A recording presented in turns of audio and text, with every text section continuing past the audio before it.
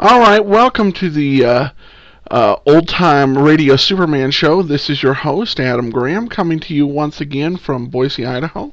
The show is presented by Laser and Sword Magazine. Please check out our first issue, available for free download at lasersword.adamsweb.us. The Superman adventure stories are short, are basically short episodic fiction. Where we go from episode to episode, kind of continuing on the same plot, and we're bringing that same serialized fiction back with Laser and Sword magazine. So, if you enjoy this show, please get your free issue of Laser and Sword. I actually got a comment very soon. Actually, this was right before, I believe, this is just somebody who'd listened to the first show. Based on listening to the first episode of this series, the host sounds like he has a good working knowledge of the variations on the Superman legend throughout the decades, especially in movies, TV, and radio. The radio show itself is written for a third grade level listener, but entertaining nonetheless. And that's definitely true. This is not one thing you'll notice here. As opposed to the Dragnet podcast that I also do, this one has got a A rating, appropriate for all ages. The Dragnet ones I put parental control rating on just because there are some things that parents may not want younger kids to hear about, various crimes. As we get into the show, there's one thing that occurred to me at the end of yesterday's episode I didn't mention, or I should say last Wednesday's.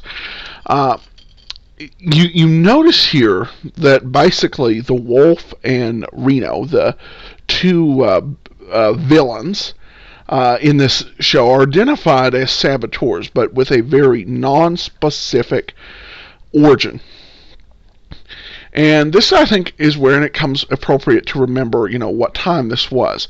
This was in 1940, before Pearl Harbor, definitely. So nearly 2 years before Pearl Harbor. And there were a lot of people in Hollywood that were very suspicious, particularly of Germany and the German fascists. And so you would see, and another example you can see this in, is Mr. Moto's Last Warning. It was a movie starring Peter Lorre as, ironically, a great Japanese detective, where you had these international saboteurs of basically no specific nationality who were trying to do harm to the United States. And this is a recurring theme at this point as the war's raging in Europe, but America's pretty much out of it. So this is a lot of what you'll see in this time expresses some of the fears of the actual writers as they're getting ready to go through that time. Alright, so with no further ado, let's go ahead and we will get into Superman. The title of this episode is Kent Captured by Wolf. I wonder what's going to happen in this episode. Alright, let's go ahead and we will play it and then we will come back. Presenting Superman. Up in the sky. Look! It's a bird. It's a plane. It's Superman! And now, Superman. When we last left Superman, he had arrived in Denver as Clark Kent, news reporter, to investigate a strange and deadly plot against the railroads of the West. He had been able to prevent the Continental Limited from being swept into a canyon by a rock slide. But now the unknown force is directed against the Silver Clipper, crack train of the West Coast Railway. Mysterious messages have warned the Clipper, due to leave Denver at sundown, will never arrive in Salt Lake City. Morning newspapers have carried Kent's story of the rock slide. And while railroad officials and government men search desperately for clues, Kent himself walks briskly toward the great central station for a conference with the division superintendent. Meanwhile, the plot moves on. In a secret hiding place overlooking the railroad yards, the man called the Wolf talks with his subordinate, Kino. Listen. So, very fine. At last, the unbelieving fools begin to take me seriously. You have read the stories, Kino? I read 'em. Well, Why so sullen? Well, I don't understand it. I tell you that track was blocked for 100 feet, and yet 5 minutes later the Continental went right on through. Next time, my friend, please to observe more accurately. Obviously, the track was not blocked for 100 feet. It was not blocked at all. But I tell you it was. You should join forces with the conductor of the train. He swears that a tremendous figure in blue tights and a red cape appeared from nowhere, replaced the missing rails, cleared away 20 tons of rock, and made a safe passage for the train, all in a matter of minutes. Oh, yes, and he is now confined in the city hospital, that conductor, for observation. Yeah. Well, I tell you, I seen the same thing myself. That will do, my friend. We have no time for pipe dreams. You were deceived by shadows. And now listen, there's work to do. I'm listening. I note that this story is signed by that newspaper man, Clark Kent, the one who was on the train. Well, I told you about him. I should like to be better informed. That fellow seems to know a great deal. How he knows, I have no idea. But he does. Also, I have checked up on him. He was assigned to cover the story back east, and seems to have arrived out here incredibly soon. Must have flown. Undoubtedly. But that's neither here nor there. Do you know where he is now? I did what you told me. I trailed him. He left his hotel to go see the divisional superintendent of the railroad. Did he? How lucky. Lucky? We'll kill 2 birds with 1 stone. We've got them on the run. They're worried, Kino, and frightened. I hope you're right. They don't know which way to turn or what to believe. They'd like to keep the Silver Clipper in Denver tonight, but they don't dare. They don't dare, Kino. They can't admit they're terrified. And wait till they get my telegram. Telegram? Can you dress up like a messenger, Kino? Huh? Uniform and so on? Oh, sure. Excellent. You will put on your fake uniform and take this wire, also fake, to the superintendent. Now? At once. If you have luck, you'll find him with Mr. Clark Kent. You will also find, I think, that he is trying to locate a missing engine, Kino. Missing engine? Just so. If he finds it, I'll eat it. Huh? Never mind. Put your uniform on, Kino. Deliver the telegram personally. And bring back as much of the conversation as you can. Do you understand? Now, where's that conductor's story? Quite the funniest reading I've seen this week.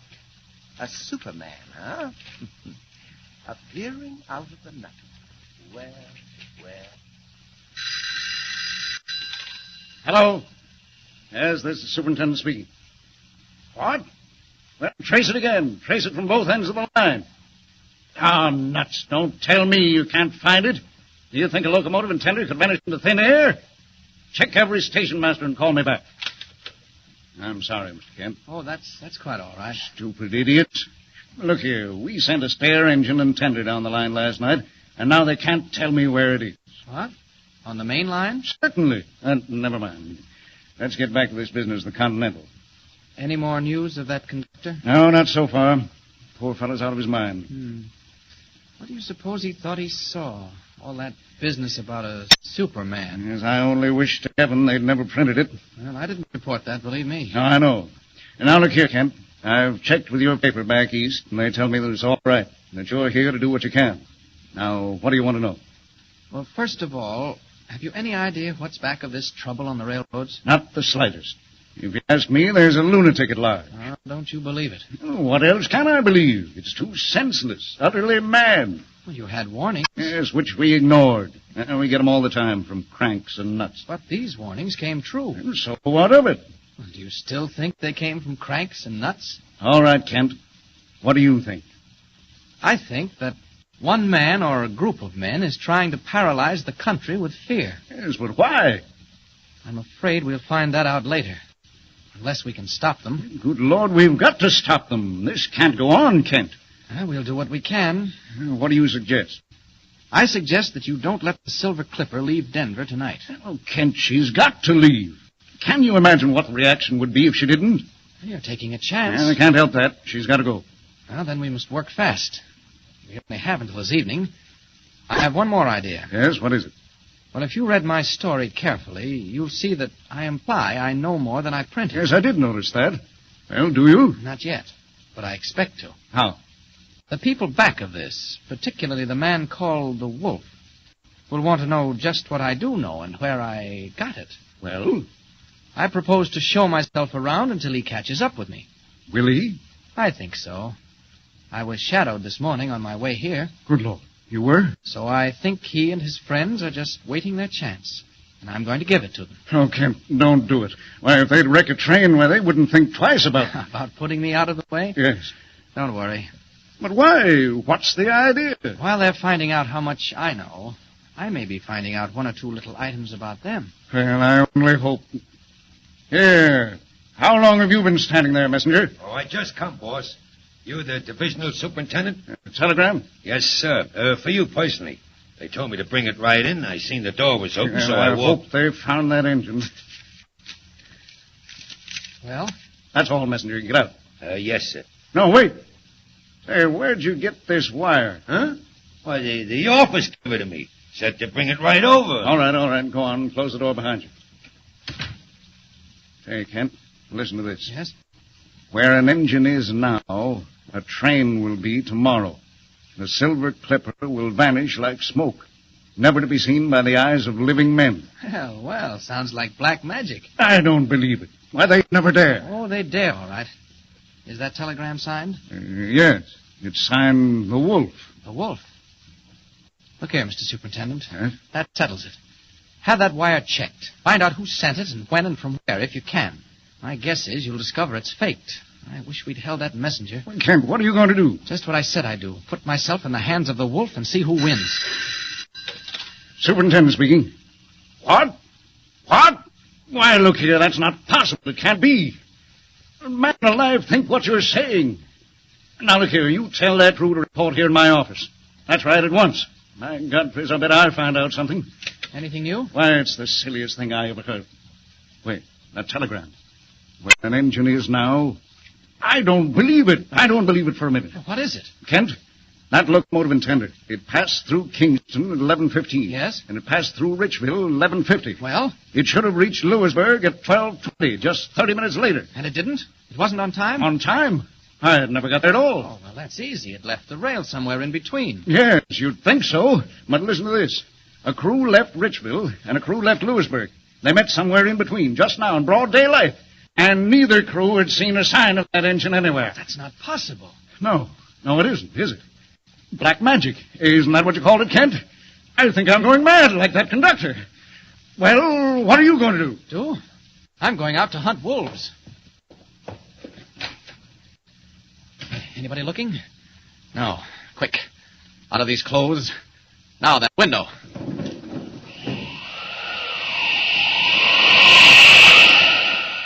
Goodbye to Clark Kent temporarily. It's Superman's turn now to find out where those devils are hiding and to listen while they tell me what they know. Up, over the yards. Circle around a bit. Ah, there goes that messenger. Watch him. I land on that roof. Look down into the street. There he goes. The messenger. Into that house with the broken railing. Now then, I think I'll become Clark Kent again. Respectable representative of the Daily Planet. I'll just walk casually down that street and see what happens. Down we go. So, he thinks he'll find out one or two little items about us, huh, Kino? Yeah, that's what he said before they saw me standing there. I think I should like to question that young man on various angles of the so interesting story he wrote for this morning's paper.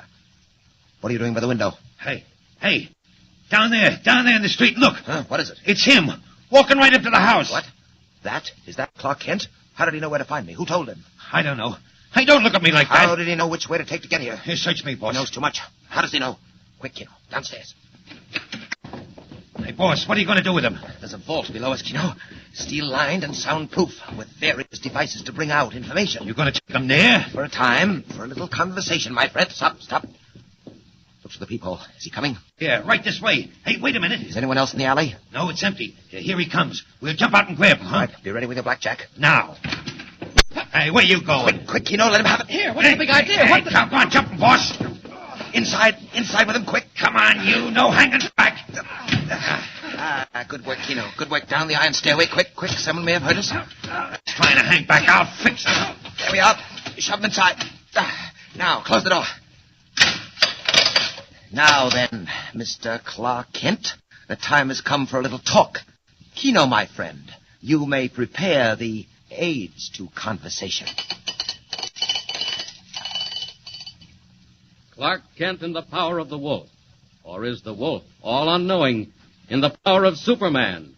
And meanwhile, where is the missing engine? Excitement, thrills, suspense. Tune in and follow the story. And remember, be with us again for the next thrilling installment of Superman. Up in the sky. Look! It's a bird. It's a plane. It's Superman! Superman is a copyrighted feature appearing in Action Comics magazine. All right, well, welcome back. Quite an interesting episode, and again, leaves us with a very, very interesting cliffhanger.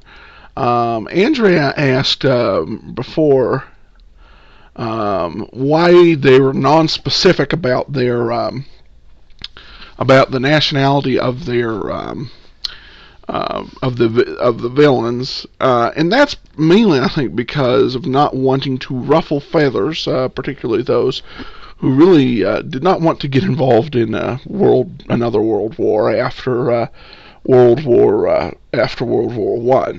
So that's the reason for that.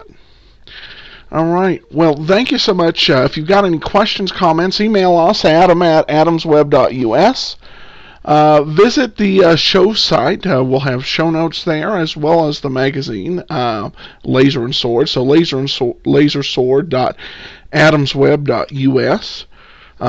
We will be back Wednesday, 7:30 p.m. Eastern Time, 5:30 p.m. Mountain, for another edition here of the Old Time Superman Show.